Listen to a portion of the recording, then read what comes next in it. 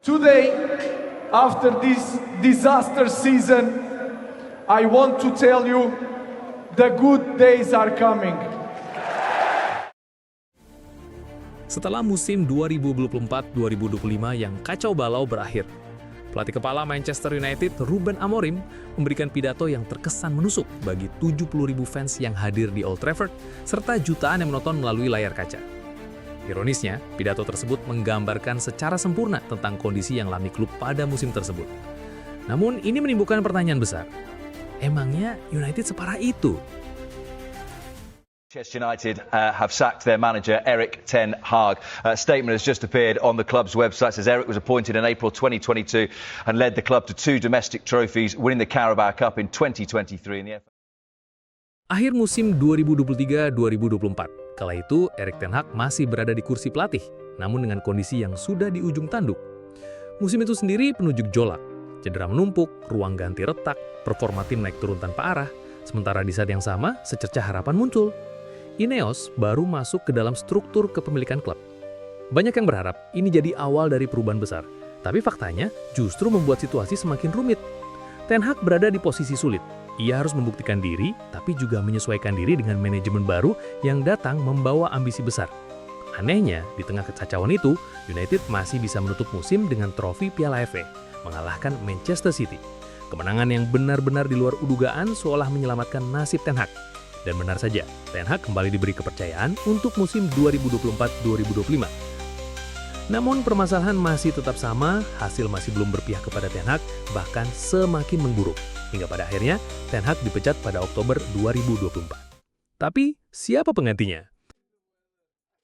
Dari sekian banyaknya pilihan pelatih, satu nama ditunjuk, Ruben Amorim. Harapan pun lahir, kontras dengan latar belakang Amorim sebagai pelatih muda karismatik dengan ide segar serta sistem permainan yang jelas. Satu hal yang langsung menjadi pusat perhatian dari Amorim adalah sistem 3-4-3-nya yang membutuhkan intensitas tinggi, berpusat pada sayap, serta aliran bola cepat. Hal ini menarik karena sebelum-sebelumnya United juga pernah mendatangkan pelatih yang memiliki filosofi serta gaya permainan yang jelas. Namun tidak ada yang dapat benar-benar menerapkan filosofinya secara sempurna. Bahkan kerap kali pelatih-pelatih tersebut harus mengalah dan mengubah filosofinya sesuai dengan kemampuan pemain yang ada. Dengan fakta itu, Amorim sebenarnya sadar bahwa ini akan jadi pekerjaan yang berat dan membutuhkan waktu lama. Yang ia tidak sangka adalah realita kalau ternyata ia merubah Manchester United dari sekedar buruk menjadi bencana. Realita musim 2024-2025 benar-benar pahit.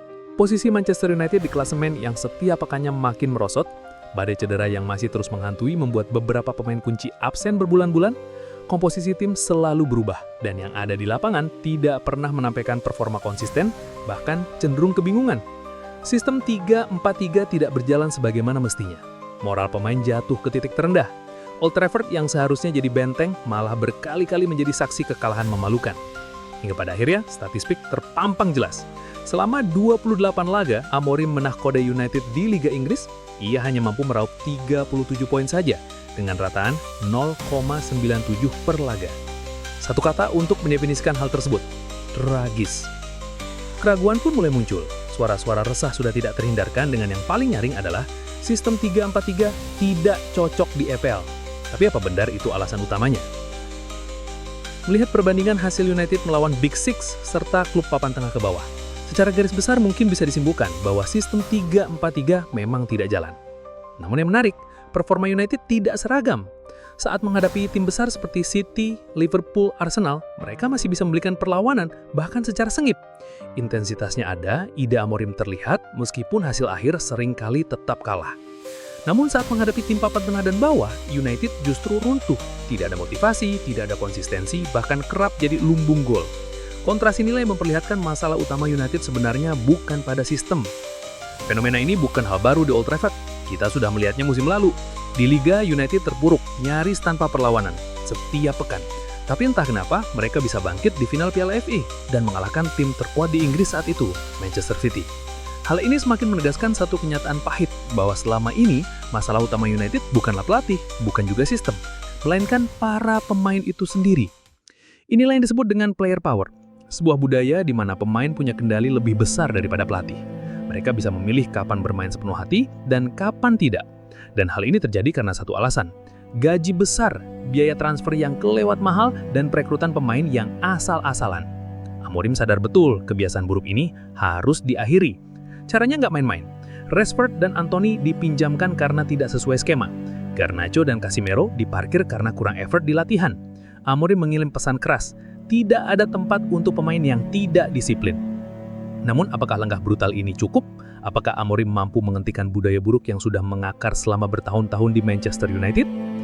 Pada akhirnya, Manchester United bukan hanya butuh pelatih hebat, tapi juga butuh perubahan total dalam mentalitas.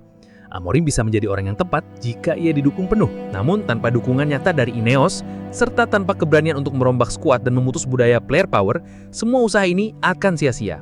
Dengan ini, pertanyaan masih tetap sama. Apakah United bisa kembali ke masa jayanya lagi? Dan apakah Amorim adalah orang yang tepat?